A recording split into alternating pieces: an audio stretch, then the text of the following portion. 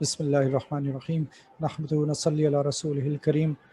آج کا session عبودیہ business model کا ایک انٹروڈکشن ہے، جس میں اس کا تھوڑا سا بیک گراؤنڈ آپ کے ساتھ اور ہسٹری شیئر کی جائے گی، اور اس کی تھوڑی سی تفصیل شیئر کی جائے گی کہ یہ اس میں کیا کیا کانسٹیٹیوٹ کرتا ہے، کس طرح بزنسز اپنے یہاں اس کو امپلیمنٹ کر سکتے ہیں، not only businesses but all organisations, چاہے وہ ناٹ فار پروفٹ ہوں، تو اپنے یہاں کس طرح اس کو امپلیمنٹ کر سکتی ہیں۔ میرا تھوڑا سا تعارف یہ ہے، میرا پروفیشن کوئی 21 ایئرس کا ایکسپیرینس ہے، میں نے HR کے شعبے میں کام کیا۔ میری تعلیم کا بھی یہاں پر آپ دیکھ رہے ہیں تفصیل، اور آپ اس کے علاوہ جو کام کیے وہ بھی آپ دیکھ سکتے ہیں بعد میں انشاءاللہ۔ تو ہم آگے بڑھتے ہیں۔ اس سے پہلے کہ ہم ٹاپک کے اوپر آئیں، تھوڑی سی کچھ باتیں سمجھنی ضروری ہیں جو کہ جن کی اپلیکیبلٹی یونیورسل ہے اور ہمیں تمام شعبوں میں ہیلپ کر سکتے ہیں۔ جب ہم UBM کے بارے میں بات کرتے ہیں یا اس قسم کی اور کوئی ٹریننگز دیتے ہیں، تو ہم سب سے پہلے سورسز آف نالج کے اوپر بات کرتے ہیں کہ ہماری سورسز آف نالج کیا ہیں۔ جب یہ ہمیں کلیئر ہو جاتا ہے تو پھر آگے کی تمام چیزیں سمجھ آنی آسان ہو جاتی ہیں، تمام شکوک و شبہات دور ہو جاتے ہیں، تو پھر ہمیں باتیں سمجھ آنی شروع ہو جاتی ہیں۔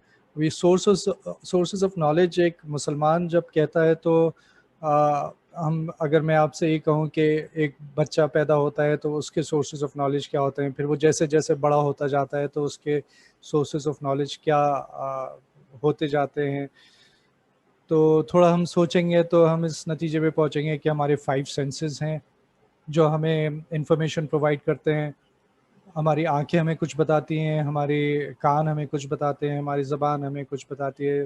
تو جیسے بچہ ہے، ابھی نومولود ہے، اس کے سامنے آپ کوئی چیز ایسے ہلانا شروع کر دیں، کوئی کھلونا اس کے سامنے ہلانا شروع کر دیں تو وہ اس سے انٹرٹین ہوگا، اس کو پکڑنے کی کوشش کرے گا، یعنی اسے نظر آ رہا ہے کہ there is something interesting، تو اس کو حاصل کرنے کی کوشش کرے گا۔ اسی طرح وہ آوازوں کے اوپر رسپونڈ کرنا شروع کرے گا، اور اسی طرح جو چیز اسے پسند آئے گی ٹیسٹ کے حوالے سے اس کو وہ کنزیوم کرے گا، اور جو نہیں پسند آئے گی اس کو کنزیوم نہیں کرے گا۔ اور یہ ہمارے 5 سینسز ہمیں اسی طرح آگے بھی کام آتے ہیں۔ پھر جب بچہ تھوڑا بڑا ہوتا ہے تو انٹلیکچولی بھی گرو کرنا شروع کرتا ہے، اور پھر وہ سوالات کرنا شروع کرتا ہے، یہ کیا ہے، یہ کیوں ہے، یہ کس کام آتا ہے، وغیرہ وغیرہ۔ اور اس کی عقل پھر جو ہے اس کو مجبور کرنا شروع کرتی ہے کہ وہ کیوریس ہو چیزوں کے بارے میں پوچھنا شروع کرے۔ اور اسی طرح جب آگے اور بڑھتا جاتا ہے تو پھر اس کا انٹلیکٹ، تو یہ 5 سینسز کے بعد اس کا انٹلیکٹ بھی ایک سورس آف نالج ہے، اور یہی چیز ممتاز کرتی ہے انسان کو جانوروں سے، کہ ان کے پاس انٹلیکٹ نہیں ہوتا۔ اور ہم اپنی انٹلیکٹ کی جو اللہ سبحانہ و تعالیٰ نے جو عقل ہمیں دی ہے، اس کی بنیاد پر ہم نے یہ ترقی کی ہے کہ فار ایگزامپل یہ سیشن ہو رہا ہے اور یہ کمرے میں بیٹھ کر کیا جا رہا ہے، اور اس کو یوٹیوب پر اپلوڈ کر دیا جائے گا تو دنیا بھر میں کہیں بھی اس کو ایکسیس کیا جا سکتا ہے، کوئی بھی اس سے استفادہ کر سکتا ہے۔ تو یہ ایک مثال ہے۔ اس کے علاوہ موبائل فون ہے، ٹیکنالوجی ہے، جہاز ہے، کمپیوٹر ہے، وغیرہ وغیرہ۔ انسان نے کتنی ترقی کر لی اپنے انٹلیکٹ کی بنیاد پر۔ تو یہ ہمارے سورسز آف نالج ہیں۔ اچھا، تو کیا بات یہاں ختم ہو جاتی ہے؟ ہاں، بات یہاں پر کسی حد تک ختم ہو جاتی ہے، کیونکہ بہت سے سوالات کے جوابات ہمیں آنے بند ہو جاتے ہیں۔ مثال کے طور پر ہمیں کس نے بنایا، یہ جو دنیا ہے اس کا خالق کون ہے، اور یہ پانی کہاں سے آتا ہے، اور یہ ستارے کیا ہیں، ان کو بنانے والا کون ہے، سورج، چاند، ستارے یہ سب کیا ہیں، کیوں ہیں، کس نے بنایا، کیوں بنایا۔ یہ وہ سارے سوالات ہیں جن کے جوابات ہمارا انٹلیکٹ ہمیں نہیں دے پاتا۔ تو پھر ہم ریلائی کرتے ہیں ایک اور چیز کے اوپر، اور وہ ہے ریویلیشن، یعنی وہی ہمیں ان سوالات کے جوابات دیتی ہے جو ہمارا انٹلیکٹ نہیں دے پاتا۔ لیکن میں تھوڑا پیچھے جاؤں گا کہ جو 5 سینسز کی بات کی تھی، 5 سینسز سے پہلے بھی ایک سورس آف نالج ہوتی ہے جو ہمیں کچھ چیزوں کے بارے میں ہمارے ڈیزائن میں شامل ہوتی ہے. اور وہ کیا ہے؟ وہ یہ کہ اور انفیکٹ وہ جانوروں انسانوں سب کے پاس ہوتی ہے. وہ بائی ڈیفالٹ ہوتی ہے کہ اگر مچھلی ہے تو اس کو تیرنا کون سکھاتا ہے؟ تو یہ نالج وہ فطرت میں لے کر آتی ہے اپنے ساتھ. اسی طرح پرندے ایک وقت پہ خود اڑنا شروع کرتے ہیں، نہ کہ انہیں کوئی مینول پڑھنا پڑتا ہے کہ اب میں اڑوں گا کیسے. اور اسی طرح انسان کا بچہ بھی جب ہے ایک وقت آتا ہے وہ بیٹھنے کی کوشش شروع کرتا ہے. پھر جب وہ بیٹھنا آ جاتا ہے ایک وقت آتا ہے کہ وہ کھڑے ہونے کی کوشش کرتا ہے. پھر جب کھڑے ہونا آ جاتا ہے تو ایک وقت آتا ہے کہ وہ چلنے کی کوشش کرتا ہے. یہ کسی مینول میں نہیں لکھی ہوئی چیزیں، یہ اللہ تعالیٰ نے مخلوق کو کی فطرت میں شامل کی ہیں. تو یہ ہمارے سورسز آف نالج ہو گئے. فطرت ہو گئی، 5 سینسز ہو گئے، انٹلیکٹ ہو گیا. اور جہاں ہمارے سوالات کے جوابات آنے بند ہو جاتے ہیں وہاں پھر وہی ہمیں ہیلپ کرتی ہے. تو وہی ہمیں بتاتی ہے کہ یہ دنیا کا تخلیق کرنے والا کون ہے، انسان کو بنانے والا کون ہے، جنات کو بنانے والا کون ہے، فرشتے وغیرہ وغیرہ. وہ تمام چیزیں جو ادروائز ہم نہیں سمجھ سکتے، وہی ہمیں ان کے جوابات دیتی ہے. اور یہ کہ اس دنیا کے بعد بھی ایک دنیا ہے، آخرت ہے، جس میں جانے سے پہلے حساب کتاب ہوگا اور پھر فیصلے ہوں گے جنت اور دوزخ کے. اسی طرح قبر کے فیصلے ہیں. یہ سب اندیکھی چیزیں ہیں، غیب کا علم ہے جو ہمیں وہی دیتی ہے. تو یہ اس ڈائیگرام سے آپ کو سمجھ آتا ہے کہ سب سے پہلے ہمیں فطرہ ہیلپ کرتی ہے، پھر 5 سینسز، پھر انٹلیکٹ، اور جہاں انٹلیکٹ کام نہیں آتی وہاں ریویلیشن ہماری ہیلپ کرتی ہے. تو اب آگے کے ڈسکشن میں ہمیں بہت سی چیزیں جو ہیں وہ وہی سے پتہ چل رہی ہوں گی کہ یہ کیوں ہے. اور پھر یہ کلیئرٹی جب شروع میں ہو جائے گی تو آگے ہمیں کوئی کنفیوژن نہیں ہوگی. اچھا، بزنس کے جو بھی اسٹوڈنٹس ہوتے ہیں یا جن لوگوں نے MBA کیا ہوا ہوتا ہے تو وہ اس سوال کا جواب بہت آسانی سے دے سکتے ہیں کہ what is the purpose of business. کیونکہ ان کو ان کی جو ٹیکسٹ بکس ہوتی ہیں ان میں لکھا ہوا ہوتا ہے، ایک سے زیادہ جگہ لکھا ہوتا ہے کہ پرپز آف بزنس کیا ہے. اور وہ یہ ہے میکسیمائز پروفٹس یا میکسیمائز شیئر ہولڈر ویلیو. یہ بزنس کا پرپز ہو جاتا ہے. اور پھر پوری زندگی انسان اسی پرپز کے پیچھے اپنی ضائع کر دیتا ہے. اور اس پرپز کے اندر جو ایک صفت چھپی ہوئی ہے اور جو بڑی خطرناک ہے وہ ہے لالچ. جب آپ کہتے ہیں میکسیمائز پروفٹس تو پھر آپ بتا رہے ہیں کہ میرے اندر ایک لالچ ہے اور اس لالچ کی وجہ سے میں اپنا پروفٹس کو میکسیمائز کرنا چاہتا ہوں. اور پھر وہ آگے جا کے ایٹ اینی کاسٹ ہو جاتا ہے. ہر قیمت پر آپ اپنے پروفٹس کو میکسیمائز کرنا چاہتے ہیں. اگر ہم کہیں کہ to earn profits to earn my living, تو پھر تو یہ ٹھیک ہوگا کہ بزنس کا آبویسلی مقصد یہی ہوتا ہے کہ آپ اپنی لائیولیہوڈ کو سسٹین کر سکیں. لیکن جیسے ہی آپ اس کو کہتے ہیں میکسیمائز پروفٹس تو پھر اس میں ایک صفت شامل ہو جاتی ہے اور وہ ہے لالچ. اور یہ پرپز پھر بہت ہی سیلفش ہو جاتا ہے. اس میں صرف گیٹنگ ہوتا ہے اور گیونگ والی انٹینٹ ہوتی نہیں ہے. اور یہ گیٹنگ اور گیونگ کا فرق کس طرح آ جائے گا آگے ہم بات کریں گے اس کے اوپر انشاءاللہ.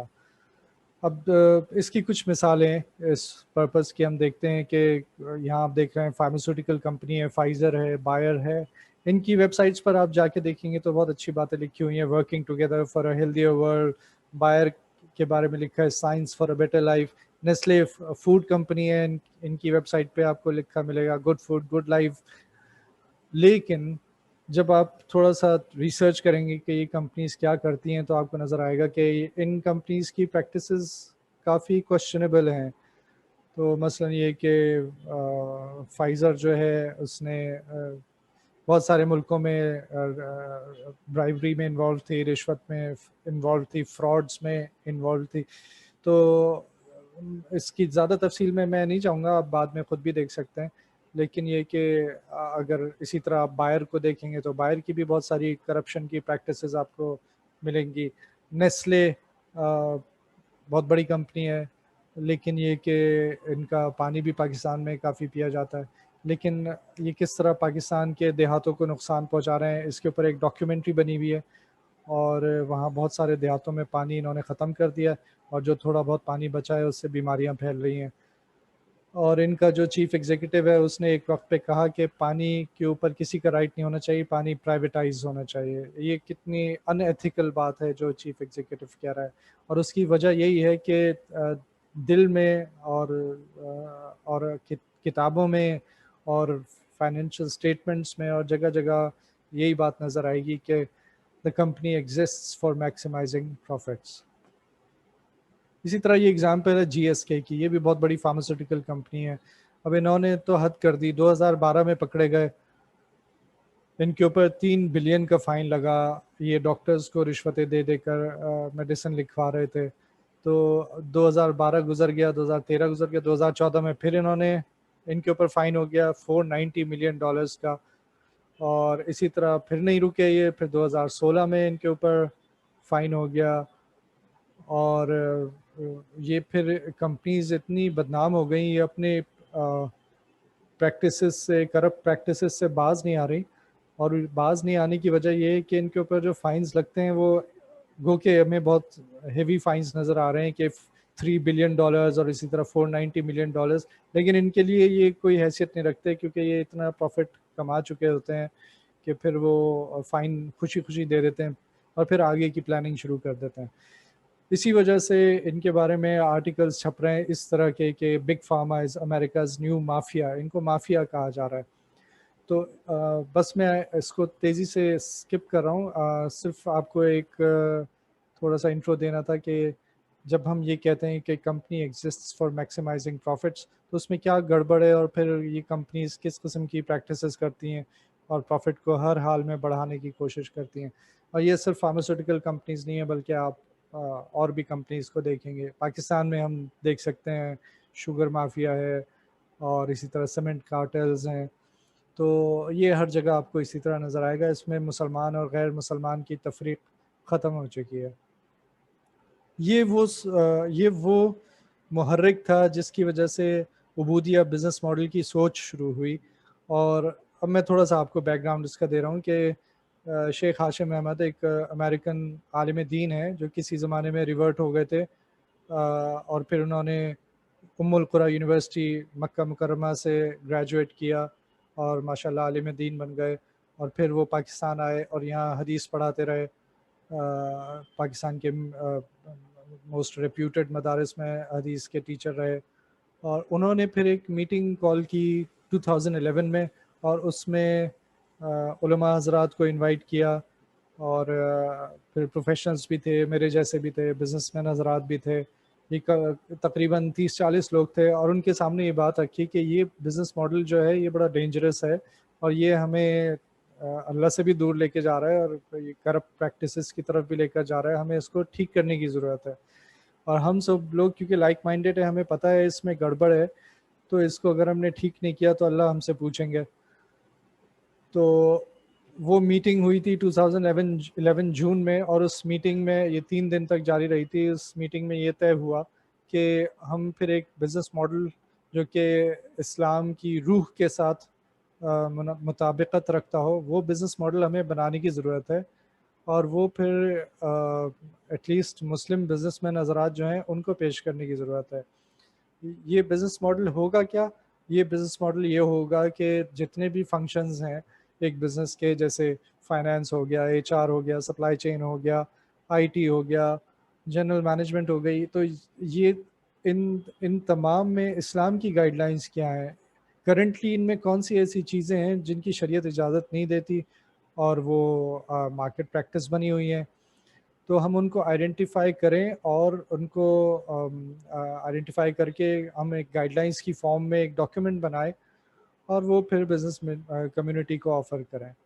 تو جب ہم یہ کر رہے ہوں گے کہ شریعہ نان کمپلائنٹ پریکٹسز کو آئیڈینٹیفائی کر رہے ہوں گے, چاہے وہ ایچ آر میں ہو, چاہے مارکیٹنگ میں ہو, چاہے فائنانس میں ہو, چاہے سپلائی چین میں ہو, تو ساتھ ساتھ ہم یہ بھی کر رہے ہوں گے کہ کون سی اچھی پریکٹسز ہیں جو اسلام ان کی اجازت دیتا ہے, اور وہ اچھی آرگنائزیشنز ان پریکٹسز کو اڈاپٹ کیے ہوئے ہیں, تو ہم ان پریکٹسز کو بھی اپنے ان گائیڈ لائنس میں شامل کریں گے.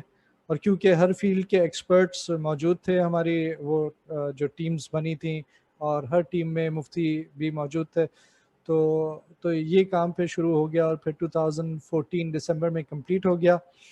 اور کمپلیٹ ہونے کے بعد ہمارا اگلا سٹیپ یہ تھا کہ ہم اس کو مینول کی فارم میں کمپائل کر کے، اور اس سے پہلے ہم نے دارالعلوم کراچی کے مفتی حضرات سے اس کو اپروو بھی کرایا، اور پھر اس کو مینول کی فارم میں کمپائل کر کے اپنی ویب سائٹ پر اپلوڈ کر دیا.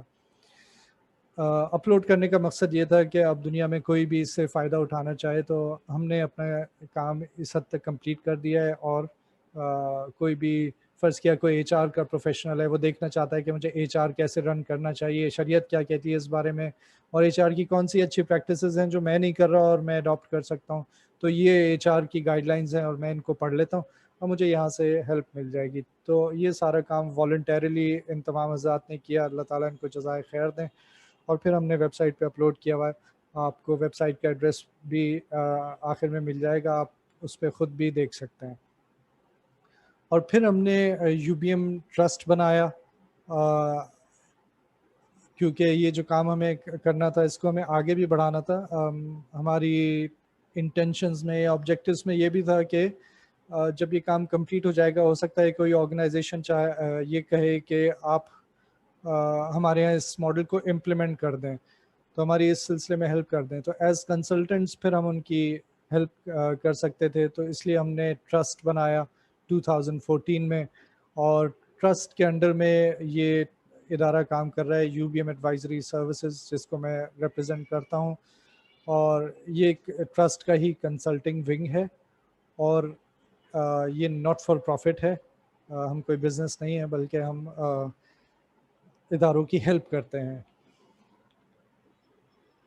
تو یہ آپ کو میں نے تھوڑا سا بیک گراؤنڈ دے دیا U B M advisory services کا.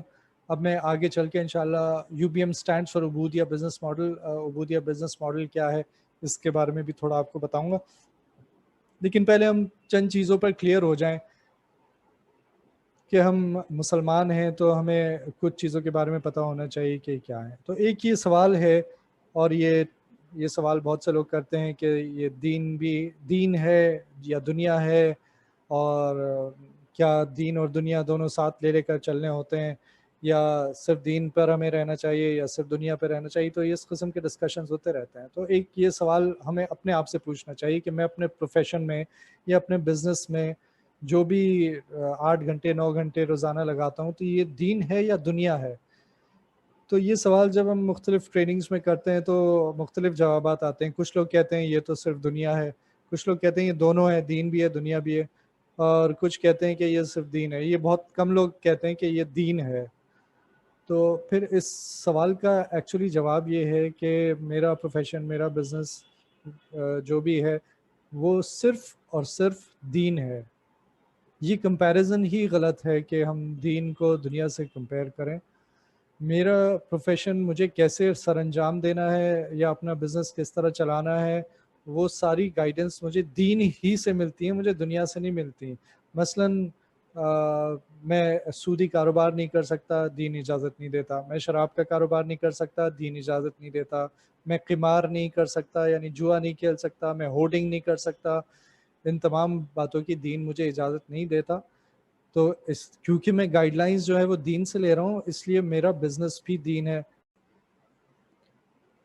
تو اس کے علاوہ اللہ سبحانہ و تعالیٰ بھی قرآن شریف میں فرماتے ہیں کہ حلال اور طیب رزق حاصل کرنے کے لیے اللہ تعالیٰ نے حکم دیا. تو پھر یہ حکم بھی کیونکہ اللہ تعالیٰ کی طرف سے آیا تو پھر یہ دین ہو گیا. دوسری بات، ہم دین اور دنیا کو کیوں کمپیئر نہیں کر سکتے؟ اس لیے کہ دنیا کو کمپیئر آخرت کے ساتھ تو کیا جا سکتا ہے، دنیا کو دین کے ساتھ کمپیئر نہیں کیا جا سکتا. اور دنیا اور دین کا کانسیپٹ ہمیں اس طرح سمجھنا چاہیے کہ دنیا تو ایک لوکیشن ہے، اس لوکیشن پر ہم رہ رہے ہیں، اور اس لوکیشن پر دین ایک سسٹم ہے، اس کو ہمیں اپلائی کرنا ہے. تو ہمارے پاس اور بھی سسٹمز اویلیبل ہیں. اللہ کا دیا ہوا سسٹم جو ہے وہ دین ہے، ہمارا دین اسلام ہے. اور اس کے علاوہ مٹیریلزم ہے، کمیونزم ہے، وغیرہ وغیرہ، لیکن وہ بھی ہم اپلائی کر سکتے ہیں. لیکن ہمیں یوں سمجھنا چاہیے کہ دنیا از اے لوکیشن، وہاں پہ ہم نے جو سسٹم اللہ سبحانہ و تعالیٰ نے دیا ہے وہ دین اسلام ہے، اور وہ ہمیں اپلائی کرنا ہے. تو یہ دین اور دنیا کا کمپیریزن ٹھیک نہیں ہے، ہمیں اس کو سمجھ لینا چاہیے۔ اب یہ کچھ سوالات ہیں کہ اسلام کیا ہے۔ تو اسلام کے بارے میں مسلمانوں سے پوچھا جائے تو اکثر وہ تھوڑے سے کنفیوزڈ ہوتے ہیں اور وہ جواب دینے میں مشکل ہوتی ہے انہیں، لیکن اسلام کا مطلب ہے سبمشن، سبمٹ کر دینا، یعنی اللہ تعالیٰ کے سامنے ہار مان لینا اور اللہ سبحانہ و تعالیٰ کو اپنا رب، اپنا معبود مان لینا، ایکسیپٹ کر لینا۔ تو اگر لغوی معنی دیکھیں گے تو اسلام کے لغوی معنی صرف سبمیشن ہے، لیکن اصطلاحی معنی یہ ہیں کہ سبمیشن ٹو اللہ سبحانہ و تعالیٰ۔ اور مسلم کون ہے؟ مسلم وہ ہے جو اللہ کے سامنے سبمٹ کر دے، the one who submits to اللہ۔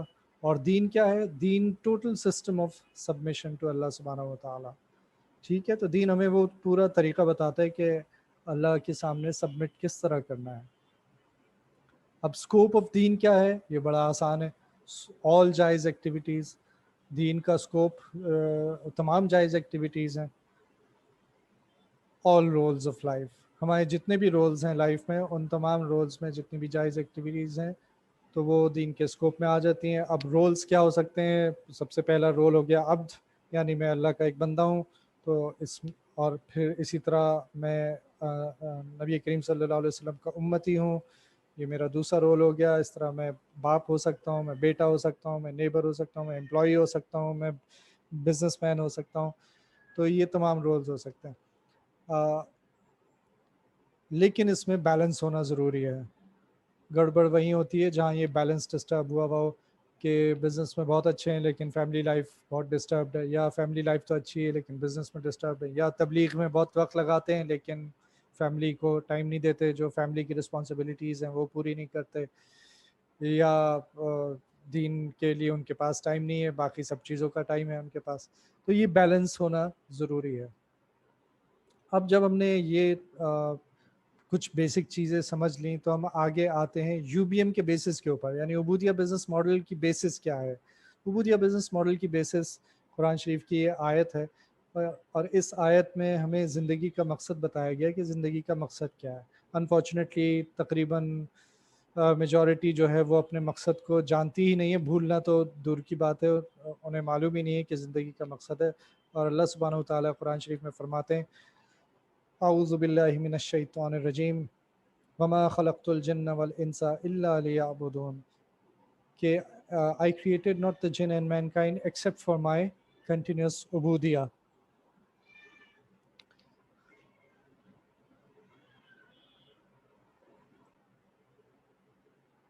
تو جب تک ہماری زندگی کا مقصد ہمیں کلیئر نہیں ہوگا اور ہمارے پیش نظر نہیں ہوگا اور ہم کانشیسلی اپنے زندگی کے مقصد کے بارے میں سوچتے نہیں ہوں گے اور اپنی ایکٹیویٹیز کو اس کے ساتھ الائن نہیں کرتے ہوں گے تو ہم پرابلم میں رہیں گے۔ اس لیے اس آیت کو ہمیں یاد رکھنا بھی ضروری ہے اور اس مقصد کو بھولنا نہیں چاہیے۔ یہ مقصد ہمارے سامنے ہونا چاہیے اپنی زندگی کی تمام ایکٹیویٹیز میں، چاہے وہ بزنس ہو، چاہے وہ ہماری ایجوکیشن ہو، چاہے وہ ہماری فیملی کے ساتھ ہماری ڈیلنگز ہوں، چاہے وہ ہمارے سوسائٹی میں ہمارے رشتہ داروں کے ساتھ وغیرہ وغیرہ، ہماری معاشرت میں سب جگہ یہ مقصد ہمارے پیش نظر ہونا چاہیے کہ میری زندگی کا مقصد کیا ہے۔ وہ مقصد یہ ہے کہ اللہ سبحانہ و تعالیٰ کی عبادت۔ اور یہ مقصد اگر عبودیہ کو ہمیں سمجھنا ہو تو ہم کہیں گے کہ Allah's obedience and servitude out of his love and reverence۔ اور اس کو ایک مثال سے اگر میں آپ کو سمجھاؤں تو وہ مثال حضرت عبداللہ بن مبارک رحمہ اللہ کی ہے، مشہور محدث ہیں، تابعی ہیں۔ ان کے دور میں ان کے گھر کے سامنے ایک لوہار رہتا تھا جو راتوں کو بھی محنت کیا کرتا تھا، دن میں بھی محنت کیا کرتا تھا۔ اس کا انتقال ہو گیا تو حضرت عبداللہ بن مبارک رحمہ اللہ نے غالباً اپنے خواب میں دیکھا کہ اللہ سبحانہ و تعالیٰ نے اس لوہار کا رتبہ ان سے بھی اونچا کر دیا۔ تو انہیں تجسس ہوا کہ یہ تو لوہار تھا، تو اللہ اس کی کیا خاص صفت تھی، تو وہ گئے اور انہوں نے اس کی بیوہ سے پوچھا کہ بھئی آپ کے جو شوہر تھے ان کی کوئی خاص بات تھی؟ تو انہوں نے کہا کہ خاص بات تو بس اتنی تھی کہ جب یہ کام کر رہے ہوتے تھے اور اذان کی آواز سنتے تھے تو اگر ان کا جو ہتھوڑا تھا اگر وہ پیچھے کی طرف ہوتا تھا تو اسے پیچھے ہی گرا دیتے تھے، اور اگر سامنے کی طرف ہوتا تھا تو سامنے کی طرف گرا دیتے تھے. یعنی انہیں عبادت کا اس قدر احساس تھا کہ اذان کا پہلے الفاظ سنتے ہی ان سے کام کو جاری رکھنا ان کے لیے ممکن نہیں ہوتا تھا، وہ فوراً کام کو چھوڑ دیتے تھے. تو اللہ تعالیٰ کی محبت، اللہ تعالیٰ کی عظمت اس قدر ان کے دل میں راسخ ہو چکی تھی. تو حضرت عبداللہ بن مبارک بہت خوش ہوئے یہ سن کر. انہوں نے پوچھا اور کوئی بات تھی ان کی؟ تو ان کی اہلیہ نے سوچ کے بتایا کہ ہاں ایک بات اور تھی، وہ یہ کہ یہ آپ کو راتوں میں دیکھا کرتے تھے تہجد میں نمازیں پڑھتے ہوئے، تو کہا کرتے تھے کاش میں بھی عبداللہ بن مبارک کی طرح راتوں کو عبادت میں گزاروں. تو یہ ایک مثال تھی ایک عام آدمی کی جو عبادات تو اتنی نہیں کر پاتا تھا، لیکن اس کا دل اللہ سبحانہ و تعالیٰ کی عظمت اور محبت سے سرشار تھا. تو اللہ تعالیٰ ہم سب کے دلوں کو اللہ کی محبت سے سرشار فرما دیں. اب یہ سوچیں کہ جب بچہ پیدا ہوتا ہے تو سب سے پہلے اس کے کان میں اذان دی جاتی ہے. اب بچہ تو نماز نہیں پڑھ سکتا تو اس کے کان میں اذان دینے کا کیا مقصد ہوگا سوائے اس کے کہ اب وہ دنیا میں آ گیا ہے تو اس کو زندگی کا مقصد اناؤنس کر دیا جائے اس کے کان میں کہ تمہاری زندگی کا مقصد کیا ہے. اور اذان کا جو کور میسج ہے وہ یہ کہ عبادت کے لیے آ جاؤ، نماز کے لیے آ جاؤ، حی علی الصلاۃ. تو بچے کو آتے ہی سب سے پہلے تو یہ بتا دیا گیا کہ، اور سائنسدان کہتے ہیں کہ بچہ جو ہے وہ جو کچھ بھی سنتا ہے وہ رجسٹر کرتا ہے، یہاں تک کہ اپنی ماں کے پیٹ میں بھی ہوتا ہے تو وہ جو باتیں سنتا ہے وہ رجسٹر کر رہا ہوتا ہے. تو ہمیں اس بات سے اندازہ ہونا چاہیے کہ ہماری زندگی کا مقصد کیا ہے، اور وہ مقصد جگہ جگہ اللہ سبحانہ و تعالیٰ ہمیں بتا رہے ہیں. انفیکٹ پیدا ہونے سے پہلے بھی ایک سوال کیا گیا قرآن شریف میں کہ ہماری ارواح کو، ہماری روحوں کو جمع کر کے پوچھا گیا تھا الستو بربکم، اور پھر ہم سب نے جواب میں کہا تھا بلا شہدنا، ہم گواہی دیتے ہیں کہ آپ ہی ہمارے رب ہیں. الستو بربکم، کیا میں تمہارا رب نہیں ہوں؟ تو ہم سب نے اس کا جواب یہ دیا تھا کہ ہم گواہی دیتے ہیں کہ آپ ہی ہمارے رب ہیں. اور پھر پیدا ہونے کے بعد یہ میسج کان میں دے دیا گیا. تو عبودیہ فرام دا بگننگ، اور پھر عبودیہ ٹل دی اینڈ. سورہ ہجر کی آخری آیت ہے جس میں اللہ سبحانہ و تعالیٰ فرما رہے ہیں وَاعْبُدْ رَبَّكَ حَتَّى يَأْتِيَكَ الْيَقِينُ and worship your Lord until there comes to you the certainty. علماء فرماتے ہیں یہاں certainty یعنی یقین سے مطلب ہے موت. تو یہاں بھی ہمیں یہ اللہ سبحانہ و تعالیٰ حکم دے رہے ہیں، امر کا صیغہ استعمال ہو رہا ہے کہ اپنے رب کی عبادت کیے جاؤ یہاں تک کہ تمہیں موت آ جائے. اب یہ عبودیہ ان پریکٹس عبودیہ کیا ہے؟ کیا یہ صرف عبادات کا نام ہے یا یہ کچھ اور ہے؟ تو اب اگر ہم ایگزامپلس دیکھیں تو نماز ہو گئی، روزہ ہو گیا، یہ اس کی ایگزامپلس بن سکتے ہیں. لیکن ایز اپوز ٹو دیٹ، کیا نماز نہ پڑھنا بھی عبودیہ کی ایگزامپل ہو سکتا ہے؟ کیا روزے نہ رکھنا بھی عبودیہ کی ایگزامپل ہو سکتا ہے؟ جی بالکل ہو سکتا ہے. اس طرح کہ اللہ سبحانہ و تعالیٰ نے ہمارے اوپر دن میں 5 وقت نمازیں فرض کی ہیں، اگر وہ ہم نہیں پڑھیں گے تو نافرمانی ہو جائے گی. لیکن ساتھ ساتھ دن میں 3 وقت ایسے آتے ہیں جن میں نماز پڑھنے کی اجازت نہیں دی. وہ فجر کے بعد ایک طلوع کا وقت آتا ہے، مغرب سے پہلے وقت آتا ہے، اور زوال کا وقت ہوتا ہے جس میں نماز پڑھنے کی اجازت نہیں ہے. تو اس وقت نماز نہ پڑھنا عبودیہ ہو جائے گا. تو آپ سمجھ رہے ہیں میری بات؟ تو اصل بات یہ ہے کہ اللہ سبحانہ و تعالیٰ کا حکم جو ہے وہ اس حکم کو پورا کرنا وہ عبودیہ ہے. اسی طرح فاسٹنگ ہے، روزہ رکھنا ہے کہ رمضان کے روزے تو فرض کیے گئے، لیکن سال کے 5 دن ایسے آتے ہیں، عید الفطر اور عید الاضحیٰ کے 4 دن، وہ ایسے 5 دن ہیں جن میں روزہ رکھنے کی اجازت نہیں دی گئی. تو اگر آپ روزہ اس وقت رکھیں گے، آپ کہیں گے کہ نہیں جی میں تو نیکی کرنا چاہتا ہوں، تو وہ نیکی جس کی اللہ تعالیٰ نے اجازت نہیں دی اور وہ ان کی حکم عدولی ہو جائے گی، حکم کے خلاف ہو جائے گا، ان کی نافرمانی ہو جائے گی، تو پھر وہ عبودیہ نہیں کہلائے گا. تو یہ اس بات کو سمجھنے کی ضرورت ہے کہ عبادات فی نفس ہی عبودیہ نہیں ہے، بلکہ اللہ سبحانہ و تعالیٰ کا حکم ماننا یہ عبودیہ ہے. اللہ سبحانہ وتعالیٰ کی فرما برداری کرنا اس کو عبودیہ کہتے ہیں. تو اب یہ جہاں جہاں اللہ کا حکم آ جائے گا کہ اپنے بچوں کو کیسے ان کی تربیت کرنی ہے، اپنے اسپاؤس کو کیسے ٹریٹ کرنا ہے، اس کی کیا حقوق ہیں، اپنے والدین کی کیا حقوق ہیں، وہ تمام پورے کرنا، وہ کیونکہ ہمیں شریعت بتاتی ہے. اللہ سبحانہ وتعالیٰ نے بہت سی باتیں قرآن شریف میں ذکر کر دی اور بہت سی باتیں نبی کریم صلی اللہ علیہ وسلم نے ہمیں بتا دی. تو ان تمام باتوں کو فالو کرنا یہ عبودیہ ہو جائے گی. تو اس آیت سے ہمیں یہ سمجھ آیا کہ ہمیں صرف اور صرف عبودیہ کے لیے پیدا کیا گیا. Therefore, all human activities must come under the scope of ubudiyah. If Allah has permitted an activity, it must be within the scope of ubudiyah. And since Allah has permitted business, so it can and should be ubudiyah. تو business بھی عبودیہ کے scope میں شامل ہو گیا، لیکن اس کی کچھ conditions ہیں.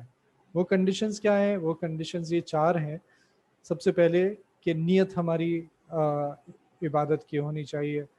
تو اگر کوئی مسلمان نہیں ہے اور وہ اسلامک بینکنگ شروع کر دیتا ہے، جیسے سٹی بینک کا بھی اسلامک بینکنگ کا ڈویژن ہے، تو اگر وہ کرتے ہیں تو پھر کیونکہ انہوں نے تو اللہ کو مانا ہی نہیں، انہوں نے تو بہت سی اور چیزوں کو مان لیا اور ان کا اصل مقصد تو میکسیمائزنگ پروفٹس ہے. تو ہمارا مقصد تو اللہ کی عبادت کرنا ہے. تو سب سے پہلے تو ہمیں اپنی نیت ٹھیک کرنی ہے کہ ہم دنیا میں اللہ کی عبادت کے لیے آئے ہیں، اور دنیا میں اللہ کی عبادت کرنے کے لیے ہمیں سسٹیننس کی ضرورت ہے. تو وہ سسٹیننس حاصل کرنے کے لیے ہم بزنس کر رہے ہیں. اچھا، اس بزنس کو ہم شریعت کی گائیڈ لائنس کے مطابق کریں گے، یہ دوسری کنڈیشن ہے. تو شریعت کیا ہے؟ شریعت ڈوز اینڈ ڈونٹس ہیں جن کے تحت ہم بزنس کر سکتے ہیں، بزنس یا اپنا پروفیشن جو بھی ہے. تیسری کنڈیشن، یعنی آپ نے یہ 2 کنڈیشنز اگر پوری کر دیں تو آپ کا بزنس اسلامک تو ہو گیا.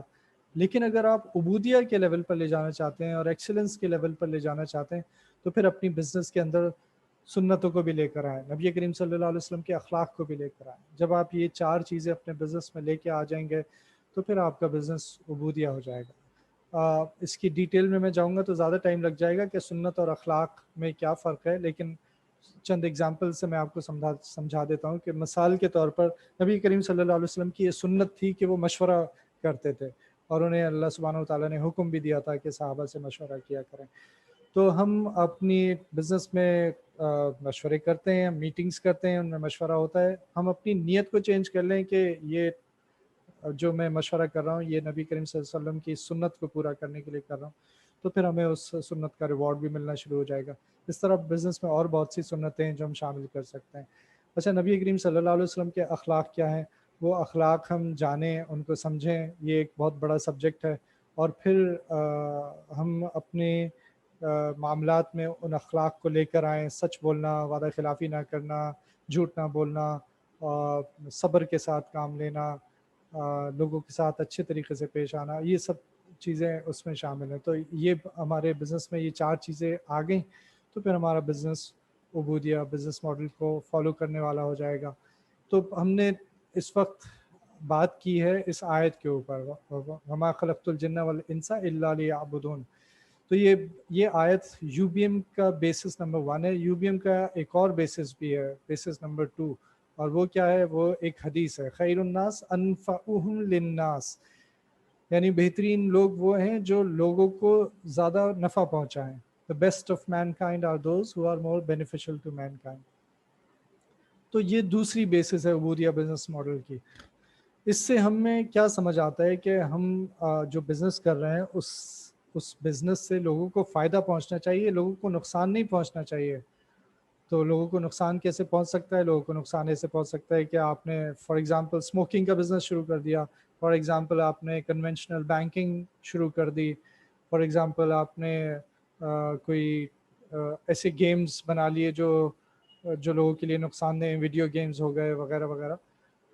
تو یا یہ کہ آپ نے ایسے پروڈکٹس بنا دیے جو لوگوں کے لیے فائدہ مند نہیں بلکہ نقصان دہ ہیں، تو وہ پھر غلط ہو جائے گا. آپ کے پروڈکٹس یا آپ کی سروسز جو ہیں وہ لوگوں کو نفع پہنچانے کے لیے ہو، نہ کہ نقصان پہنچانے کے لیے. تو اس حدیث سے ہمیں یہ سمجھ آتا ہے کہ اللہ تعالیٰ has placed in the design of our worldly existence interdependence to test us in معاملات and اخلاق. تو انٹرڈیپینڈنس کیا ہے کہ دنیا کا سسٹم، دنیا کا نظام چل ہی اس طرح رہا ہے کہ اللہ سبحانہ و تعالیٰ نے لوگوں کو ایک دوسرے کے اوپر ڈپینڈنٹ بنایا ہے. اگر کوئی سروس دے رہا ہے تو کوئی اس سروس کو یوز کر رہا ہے، کوئی اگر ٹیچر ہے تو کوئی اسٹوڈنٹ ہے، کوئی اگر ڈاکٹر ہے تو کوئی پیشنٹ ہے. اسی طرح سب کی ایک دوسرے کے اوپر ڈپینڈنس رکھی ہے. جب ڈپینڈنس ہو جاتی ہے تو پھر دو چیزیں انوالو ہو جاتی ہیں. ایک تو معاملات سامنے آ جاتے ہیں، اور معاملات وہ کس طرح ایگزیکیوٹ ہوتے ہیں اس کے پیچھے اخلاق چھپے ہوتے ہیں. تو معاملات کہتے ہیں out word form of transactions and interactions, اور اخلاق وہ انورٹ کیریکٹر ہوتا ہے انٹریکشنز اور ٹرانزیکشنز کا، کہ میری اندر کی میری عادت کیا ہے، میرا اخلاق کیا ہے، میں کس صفت کے ساتھ اس ٹرانزیکشن کو سر انجام دے رہا ہوں. تو یہ ایک لمبا سبجیکٹ ہے، اس میں ٹائم زیادہ لگ جائے گا اگر میں نے اس پہ اور بات کی. اس پہ سپریٹلی انشاءاللہ کوئی بات بھی کریں گے. تو the best in business will be those who provide beneficial products and services, or every transaction and interaction is a test and a step towards Jannat or Jahannam.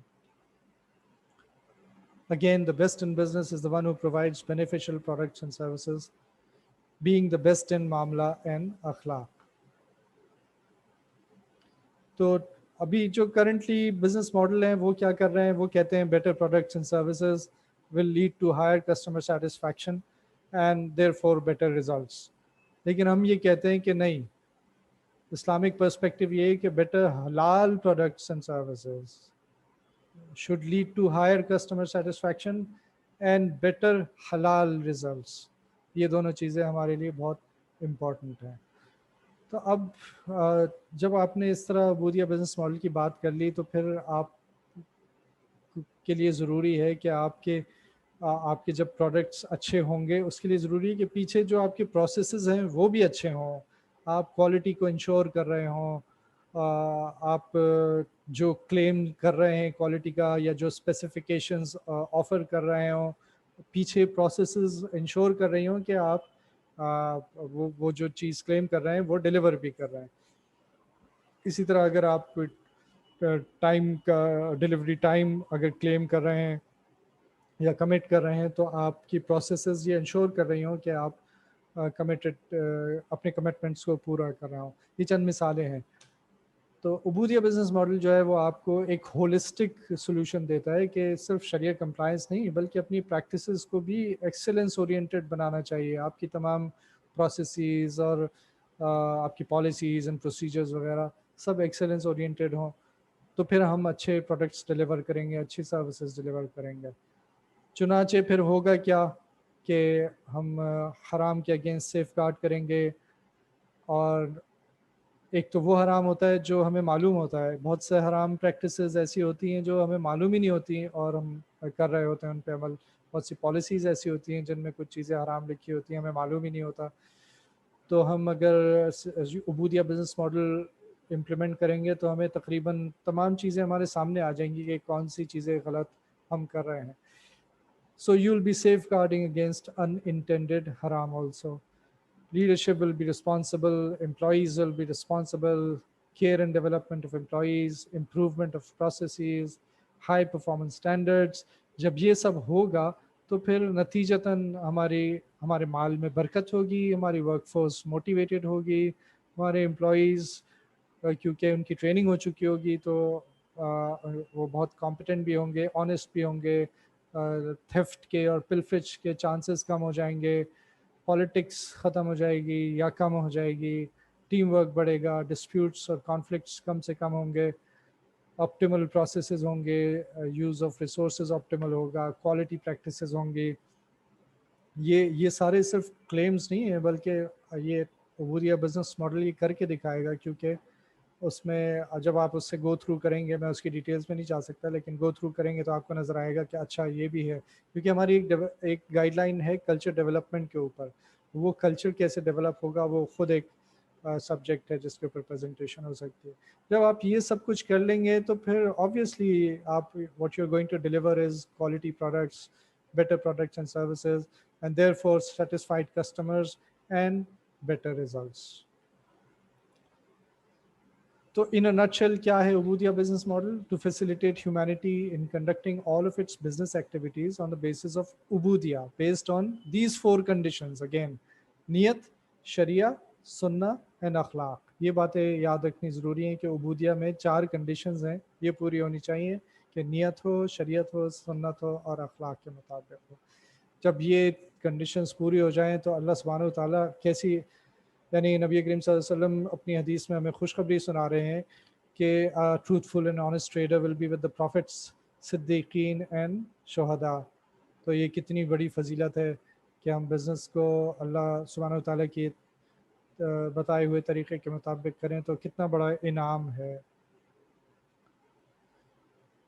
اور یہ حضرت عمر رضی اللہ عنہ کا قول ہے کہ ایک دفعہ وہ مدینہ شریف تشریف لائے تھے اپنے دور خلافت میں، تو انہوں نے دیکھا کہ صحابہ کرام نے اپنے اب کیونکہ ایفلوئنس تھی، پراسپیرٹی تھی، تو صحابہ کرام نے اپنے بزنسز تو لوگوں کے حوالے کیے اور خود عبادات میں مصروف ہو گئے.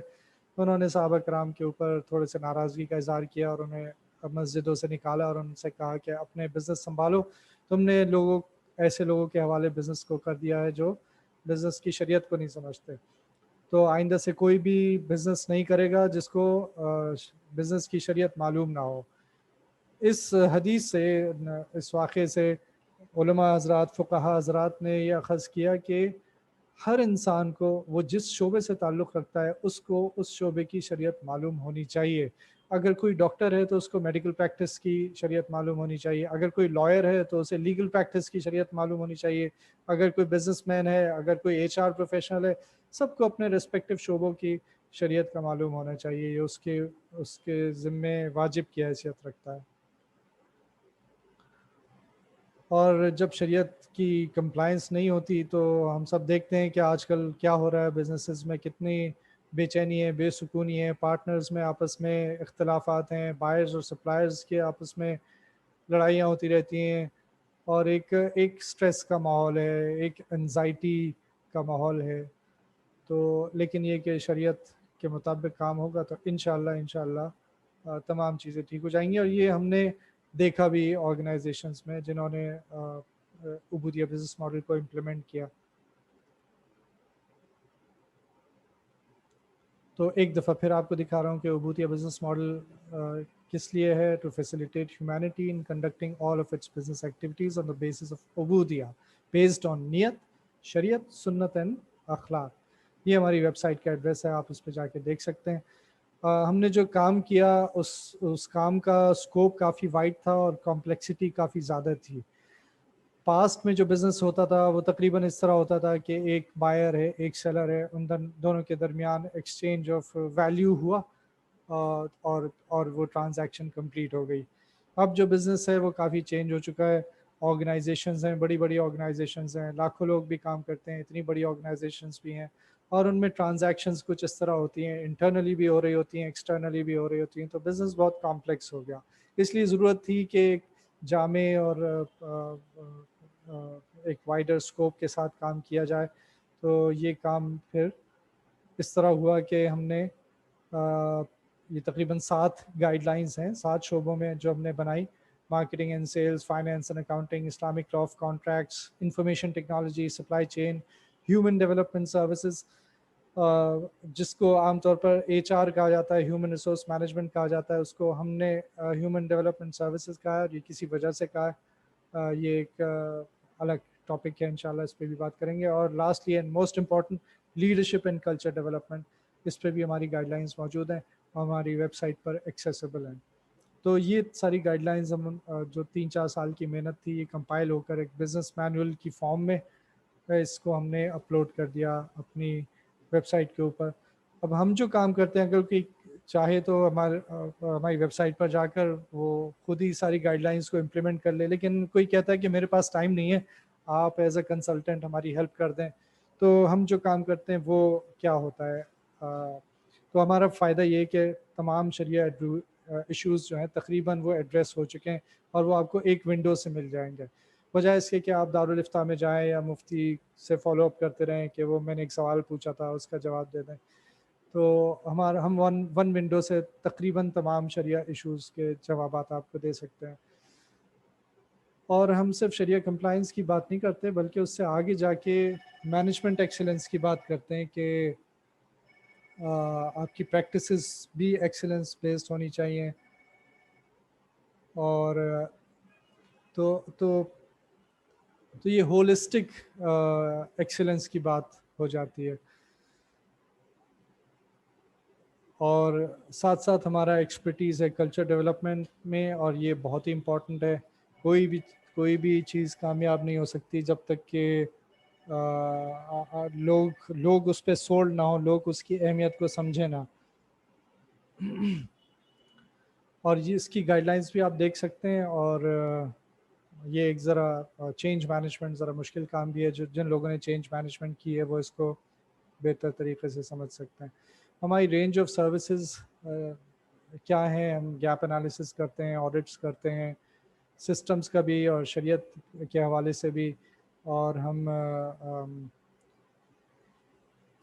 جب ہمارا گیپ انالیسس ہو جاتا ہے اور ہم اپنی رپورٹ مینجمنٹ کو دے دیتے ہیں تو پھر ہم اس میں جو آبزرویشنز ہوتی ہیں ان کو ریزالو کرنے کے حوالے سے بھی ہیلپ کرتے ہیں آرگنائزیشن کی، اگر آرگنائزیشن چاہتی ہے کہ وہ ہم اس میں بھی ہیلپ کریں ان کی. اس کے علاوہ مینجمنٹ کنسلٹنگ کے سلسلے میں ہم آرگنائزیشنل پلاننگ میں ہیلپ کرتے ہیں، development of policies and procedures, systems development, process improvement, organisation structures, ان تمام ایریاز میں ہیلپ کر سکتے ہیں. کلچر ڈیولپمنٹ کے حوالے سے review of vision and mission, values and behaviours, leadership modelling, trainings, education etcetera, ان تمام حوالوں سے ہیلپ کرتے ہیں. تھوڑا سا کلچر ڈیولپمنٹ کے حوالے سے میں بات کرنا چاہوں گا کہ یہ کیوں اتنا امپورٹنٹ ہے. تو آرگنائزیشنز جو ہوتی ہیں وہ دیکھنے میں just as a human being, ایک انسان بھی دیکھنے میں جو نظر آتا ہے وہ ایکچولی نہیں ہوتا بلکہ اندر سے ڈفرینٹ ہوتا ہے. ظاہر اور باطن میں فرق ہوتا ہے. اسی طرح آرگنائزیشنز کا بھی ظاہر اور باطن کافی ڈفرینٹ ہوتا ہے. تو آرگنائزیشن کی ویب سائٹ پر آپ جائیں گے تو بہت اچھی اچھی باتیں نظر آئیں گی، ان کا مشن، ویژن، ان کے گولز، اسٹریٹجیز وغیرہ بہت اچھے نظر آئیں گے. ایسا لگے گا کہ بہت اچھے سسٹمز ہیں ان کے یہاں. لیکن اگر آرگنائزیشن کے اندر کچھ وقت گزاریں تو ہمیں پتہ چلے گا کہ ایکچولی چیزیں کافی ڈفرینٹ ہیں. تو یہ کلچرل آئس برگ ہے جس سے ہمیں سمجھ آ سکتا ہے کہ کیا ہوتا ہے آرگنائزیشنس کے اندر. تو جو چیز نظر آتی ہے وہ کچھ اور ہوتی ہے. دا وے وی سے وی گیٹ تھنگس ڈن. اور جو چیز چھپی ہوئی ہوتی ہے وہ یہ ہوتی ہیں پیراڈائمس ہیں، assumptions ہیں، پرسیپشنز ہیں، ایٹیٹیوڈز ہیں، فیلنگز ہیں، جس میں اینگر ہے، فیئر ہے، لائکنگ، ڈسپیئر، ویلیوز جو کہ ریئل ویلیوز نہیں ہیں، پالیٹکس وغیرہ، یہ سب چیزیں آرگنائزیشن میں ہو رہی ہوتی ہیں. تو the way we really get things done یہ وہ ہے جو چھپا ہوا ہے.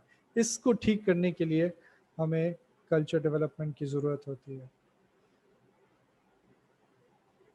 تو ہمارا جو کام ہے وہ دو اینڈس پہ ہوتا ہے. ایک تو یہ کہ ہم پرسیپشنز کو ٹھیک کریں، تو consensus at the top, define the desired culture, leadership modelling, اور educating and developing all organisational members. دوسری طرف پریکٹسز کو ٹھیک کرنا، جس میں ہم لوگوں کو ٹریننگ دیتے ہیں کہ یو بی ایم کی گائیڈ لائنس کیا ہیں ہر ڈپارٹمنٹ کی.